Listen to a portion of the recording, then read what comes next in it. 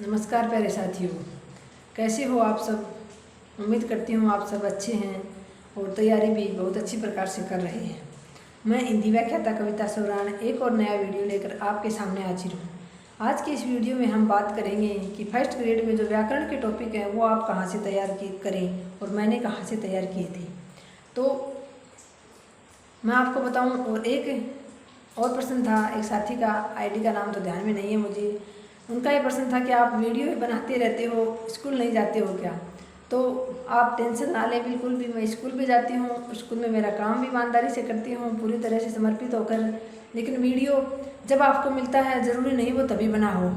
मैं एक दो वीडियो एक साथ ही बना लेती हूँ शाम को, जब स्कूल से आने के बाद तो कुछ देर आराम करके फिर शाम के समय में एक दो वीडियो बना लेती हूँ एक साथ ही, और वो बाद में आपके सामने आते हैं, बाद में अपलोड करती हूँ। तो मैं स्कूल जाती हूँ, आपको जब वीडियो मिलता है तब ज़रूरी नहीं है कि वो तभी का बना होता है, वो तो मतलब अपलोड करती हूँ स्कूल में।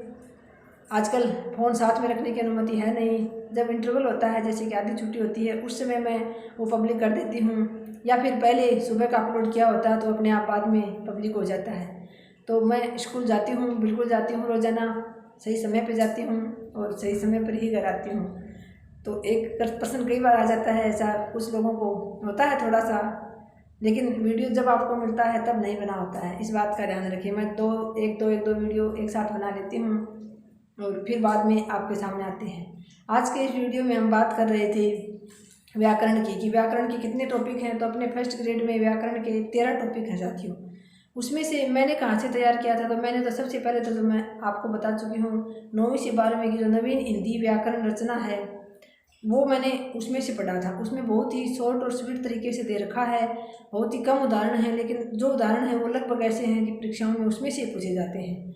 तो उसमें से आप तो उस हिंदी व्याकरण को बहुत अच्छे प्रकार से तैयार कर लीजिए। उसमें जो उदाहरण हैं थोड़े थोड़े दे रखे हैं, लेकिन उसमें सारा का सारा आपको आगे चलकर पूरा मिल जाएगा। थोड़ा थोड़ा आपको अलंकार वगैरह उसके भी हैं शायद एक दो टॉपिक, और वर्ड विज्ञप्ति वाले, अधिसूचना वाले, उसमें वो भी दे रखे हैं। तो आप उसमें से तैयार, मैंने तो सबसे पहले तो उसमें से तैयार किया था। उसके बाद मेरे पास पहले तो एक लुशियंट की व्याकरण थी, कई दिन पहले पुराने समय में, कई पहले की ली हुई थी वो। लेकिन फिर मैं तो सेकंड ग्रेड के लिए भी, और मैं व्याकरण माला KR मैया सर की जो बुक आती है वो मैं लेकर आई थी। लेकिन फर्स्ट ग्रेड के व्याकरण के लिए मैंने उसको इतना नहीं पढ़ा था। हाँ, मुझे 1 डेढ़ महीने का 2 महीने का समय फर्स्ट ग्रेड के बाद सेकंड ग्रेड के लिए मिला ना, उसमें मैंने ज़रूर उस व्याकरण को पढ़ा था, क्योंकि सेकंड ग्रेड में वेटेज ज़्यादा होता है व्याकरण का। उसमें व्याकरण के क्वेश्चन ज़्यादा आते हैं, साहित्य के कम आते हैं, जबकि फर्स्ट ग्रेड में साहित्य ज़्यादा आता है, व्याकरण कम आता है। व्याकरण के लगभग 20 से 25% पूछे जाते हैं।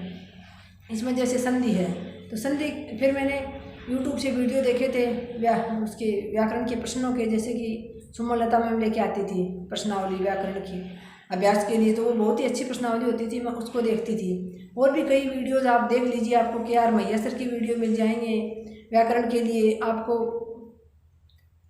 और बहुत सारे हिंदी के अच्छे अच्छे टीचर हैं, उन सब की वीडियोज़ आपको व्याकरण के यूट्यूब पर मिल जाएंगे, उनके चैनल पर आप उसको देखना, सर्च करके टॉपिक लगा के आपको अच्छे से वीडियो मिलेंगे। आप एक एक वीडियो टॉपिक वाइज इसमें लिखा है उसी के अनुसार आप उसमें वीडियो देख लीजिए। संधि के साथियों सही बताऊं तो सारे के सारे नियम तो मुझे आज भी याद नहीं है। सबसे हार्ड टॉपिक लगता था मुझे संधि का, और सबको ही लगता है मेरे हिसाब से लगभग। लेकिन फिर भी मैंने कुछ नियम याद करके और कुछ मैंने अभ्यास कर करके इतना तो सीख लिया था कि मैं ऑप्शन देखते ही, मैं उदाहरण देखते ही समझ जाती थी कि इसमें ये संधि है, इसमें ये संधि है। हाँ, संधि के नियम सारे मैं आज भी नहीं कहती कि मेरे याद हैं, लेकिन फिर भी मैं ऑप्शन देखते ही अभ्यास कर करके मैंने इतना तो बना ही लिया था खुद को इस लायक, तो कि ऑप्शन देखते ही मैं बता पाऊँ कि किस संधि का उदाहरण है। उसके बाद समास आता है, तो समास भी कोई ज़्यादा हार्ड टॉपिक नहीं है, आप आराम से पहचान पाओगे एक बार नियम पढ़ लोगे अच्छे से। तो उपसर्ग पढ़ते हैं, ये भी आपको अच्छे से पढ़ने हैं। उपसर्ग में भी आपको पढ़ते में भी आपको अच्छे प्रकार से समझ के पढ़ने। ये 4 टॉपिक तो हैं अपने समझने वाले, इनको तो आप जितना नियमों को इनको समझोगे उतना ही आपके सही होंगे। उसके बाद अपने पर्यायवाची शब्द हैं, इनको आप जितना ज़्यादा बार पढ़ोगे उतने आपको याद होंगे। इनका ना ही तो कोई शॉर्टकट सूत्र आता है, ना ही इनका कोई याद करने का तरीका आता है। इनको तो आप जितनी ज़्यादा बार पढ़ोगे उतनी बार ही। विलोम शब्द हैं, समश्रुत भिन्नार्थक शब्द हैं, अनेकार्थी शब्द हैं, वाक्यांश के लिए एक शब्द है, शब्द शुद्धि है, वाक्य शुद्धिकरण है, मुहावरे और लोकोक्तियाँ। ये जो टॉपिक हैं ये सारे के सारे आप जितना ज़्यादा इनका अभ्यास करोगे उतने ही ज़्यादा आपको याद होंगे। लोकोक्तियाँ और मुहावरे उसमें भी दे रखे हैं बहुत सारे, और वाक्य शुद्धि, शब्द शुद्धि भी उसमें बहुत अच्छी प्रकार से दे रखी है 9वीं से 12वीं वाले व्याकरण में। तो एक बार तो मैं यही कहूँगी कि मैंने तो उसको अच्छी प्रकार से पढ़ा था, आप उसको ही अच्छी प्रकार से पढ़ें। उसके बाद आपने अगर किसी का कोर्स ले रखा है तो वो सर भी ज़रूर करवाएंगे व्याकरण, वहाँ से आप अच्छी प्रकार से समझें। मैंने तो बस उसको अच्छे से पढ़ा था और बाद में मैं हिंदी व्याकरण माला लेके आई थी सर की, KR मैया सर की, लेकिन वो मैंने बाद में 2nd ग्रेड के लिए ज़्यादा उपयोग किया था, उसको मैंने ज़्यादा पढ़ा था। 1st ग्रेड के लिए मैंने उसको इतना नहीं पढ़ा था। तो आप व्याकरण ऐसे तैयार कर सकते हैं बहुत अच्छी प्रकार से।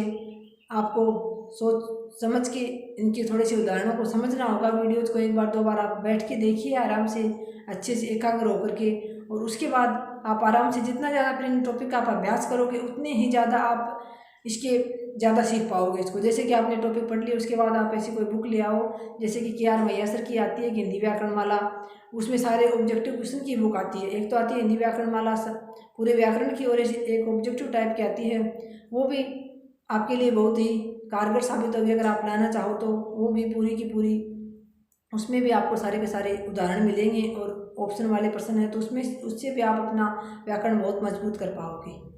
तो ये तो थी व्याकरण की बात। उसके बाद आगे का जो हमारा पोर्शन है 1st ग्रेड में, जैसे कि उच्च माध्यमिक स्तर का बोल के जो पहला ही पार्ट है अपना, उसमें से 45 क्वेश्चन आते हैं। तो उसमें से अर्थशास्त्र, पत्र, विज्ञप्ति, निविदा, परिपत्र, ज्ञापन और अधिसूचना, 6 ये टॉपिक हैं।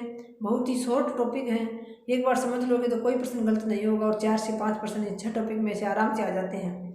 उसके बाद अपठित गद्यांश और पद्यांश का तो आपको अभ्यास ही करना होगा। अपठित गद्यांश और पद्यांश में से भी व्याकरण ही पूछा जाता है, इसमें प्रश्न नहीं पूछे जाते, व्याकरण ही ज़्यादा पूछा जाता है। उसके बाद तत्संबंधी लेखन एवं पत्रकारिता, अभिव्यक्ति एवं माध्यम किताब पढ़ लीजिए इसके लिए, और उसके बनाए हुए नोट्स थे वो भी मैंने अपने टेलीग्राम चैनल पर डाल रखे हैं। फिर कविता, कहानी, वार्ता, रिपोर्टाज एवं डायरी लेखन, इन 5 विधाओं के आपको थोड़ा सा कविता लिखने के लिए क्या ज़रूरी होता है, कहानी लिखने के लिए वार्ता में क्या इंपॉर्टेंट होता है, रिपोर्टाज में क्या होता है, और डायरी लेखन में, इनके कई बार प्रश्न आ जाते हैं कि निम्न में से डायरी लेखन की विशेषता नहीं है, या फिर डायरी लेखन में ये नहीं होता है, तो ऐसे प्रश्न आते हैं इसमें से। तो ये आपको मैंने अभिव्यक्ति माध्यम जो पुस्तक है उसके मैंने नोट्स दिए हैं, उसमें इनके नोट्स हैं, और बाकी आप इनके एक बार कोई भी यूट्यूब चैनल पर सर्च करके आप वीडियो देख लीजिए, आराम से आप कर पाओगे प्रश्न। कोई बहुत अधिक हार्ड टॉपिक नहीं है साथियों, देखने में हार्ड लगते हैं, जब आप पढ़ने लग जाओगे पूरे मन लगाकर तो आपके लिए कोई भी चीज़ हार्ड नहीं है, कठिन नहीं है। बस आपको ज़रूरत है तो पूरे मन से लगने की है, खुशी खुशी तैयारी करने की है। जब तक ऐसा सोच के करोगे कि बहुत हार्ड है, हमें नहीं आएगा, तब तक साथियों सब कुछ हार्ड और कठिन ही लगता है। और जिस दिन आपने ये ठान लिया ना कि कुछ भी मेरे लिए कठिन नहीं है, मैं कर लूँगा या कर लूँगी, तो साथियों मान कर चलिए आपके लिए मंजिल बहुत आसान हो जाएगी और आप आराम से कर भी पाओगे। तो मेरा तो आपसे यही कहना है, आपको पूरे समर्पण के साथ तैयारी करनी है, बहुत अच्छी प्रकार से तैयारी करनी है। आपने किसी का कोर्स ले रखा है तो मैं तो आपसे यही कहूँगी, बार बार कहती हूँ, मैंने पहले गलती की थी, लेकिन लास्ट बार जब मेरा चयन हुआ तो मैंने खुद के नोट्स बनाए थे। भले ही आप ये सोच लें कि क्या नोट्स बनाना, किताबों में है सब कुछ, लेकिन आप अपने नोट्स बनाकर फिर उनको पढ़ोगे तो आपको अलग ही आनंद आएगा, और लास्ट में आपका रिविज़न भी उसी से होगा। भले ही आपके पास मोटी मोटी पोथियाँ पढ़ी हैं बहुत अच्छे अच्छे राइटर की, लेकिन किताबें, कोचिंग, लाइब्रेरी कभी सिलेक्शन नहीं करवाती हैं। सिलेक्शन करवाता है आपकी दृढ़ इच्छा शक्ति, आपका समर्पण। तो आप अपना समर्पण के साथ तैयारी कीजिए साथियों। जितना ज़्यादा आप कॉपी और पेन को हाथ में रखोगे, जितना ज़्यादा अपने हाथ को अभ्यास में लोगे, कॉपी पेन को घिसाओगे, कॉपी में नोट्स बनाओगे, उतना ही ज़्यादा आप सफलता के करीब जा पाओगे। मेरा तो यही अनुभव है जो मैं आपके साथ शेयर कर रही हूँ। यकीन मानिए साथियों, खुद के नोट्स बनाए वैसे पढ़ने का आनंद ही अलग है। जो साथी खुद के नोट्स बना के पढ़ते हैं उनसे पूछ लीजिए। इसके अलावा भले ही PDF निकलवा लीजिए, भले ही किसी कोचिंग के अच्छे से नोट ले आइए, उतनी तैयारी नहीं हो पाती है। हाँ, आपके पास समय का अभाव है तो वो बात अलग है, आप साथ में कोई और जॉब वगैरह करते हैं या फिर घर का काम ज़्यादा है, ये करके अगर आपके पास वक्त ही नहीं है तो वो बात अलग है। फिर तो आप, मैं ये नहीं कहती कि नोट्स बनाते हैं उनका ही सिलेक्शन होता है, फिर तो आप उनसे भी पढ़ सकते हैं।